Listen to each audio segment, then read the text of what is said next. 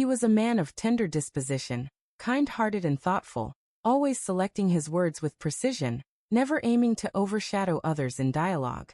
His quiet determination held a profound strength that struck a chord within me when our lives first intertwined.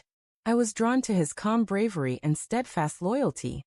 He didn't impress with riches or splendor, but his presence enveloped me in a soothing sense of safety, empathy, and authentic care. Together, we built a life woven with affection, envisioning shared dreams and blending our futures into a vibrant mosaic of devotion.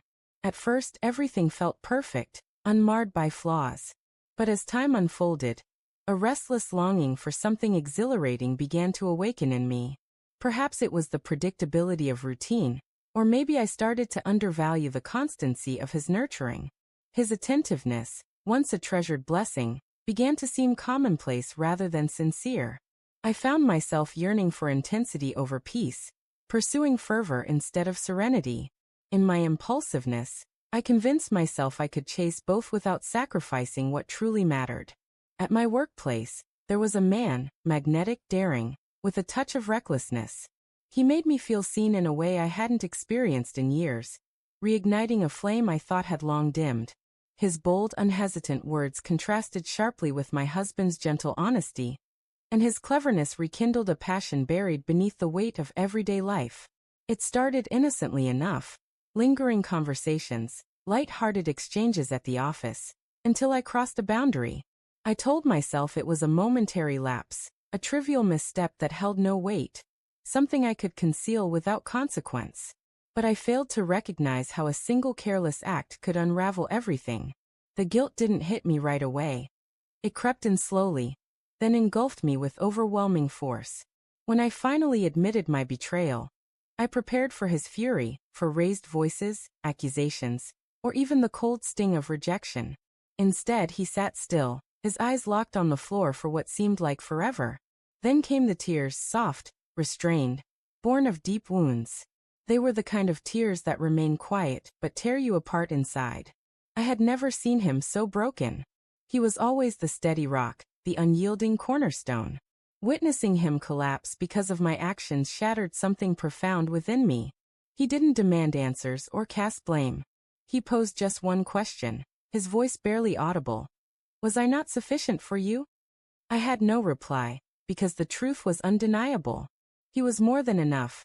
I was the one who had stumbled. That night, he retreated to the spare room, and each night thereafter, an invisible wall grew between us, unmoved by my apologies or tears. I tried everything, handwritten notes, flowers, desperate pleas for forgiveness, but the hurt I caused couldn't be undone with gestures. Trust, once broken, cannot be repaired with words alone. He still prepared my coffee each morning, still took out the garbage, still fed our cat. But it wasn't love anymore. It was habit, a hollow echo of what we once shared. I could feel the divide between us growing wider each day. He was grieving, not just my betrayal, but the version of us that had vanished. I had no right to hasten his recovery. Months drifted by, and though he still wore his wedding ring, it no longer carried a promise of hope. It served as a reminder of what had been destroyed. I watched the man I loved drift further away, his warmth replaced by a quiet aloofness. His smiles became scarce, his laughter entirely absent. And I knew I was the reason. Eventually, he told me he needed distance. He packed a small bag, saying he'd stay with his brother for a time. No assurances of returning, no promises he'd reach out. He looked at me one last time, his eyes shimmering with unshed tears, and whispered, "I loved you more than you'll ever understand." Then he was gone.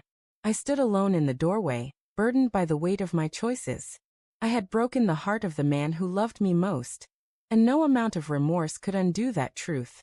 The house now feels empty, its silence overwhelming. His jacket still hangs by the door, his toothbrush untouched in its place. I haven't moved anything, as if preserving the fragments of the life I shattered might somehow bring it back. But it won't. I've learned too late that fleeting thrills fade quickly, but true love, deep, lasting love, is a rare and invaluable treasure. When you have it, you nurture it, not exchange it for a spark that burns out by dawn. I destroyed something sacred, and I may spend my life seeking forgiveness from myself. He didn't deserve the pain I caused, the betrayal I inflicted, or the sight of his own heart breaking because of the woman he trusted most. Yet he endured it all because of me, and I must bear that truth every day.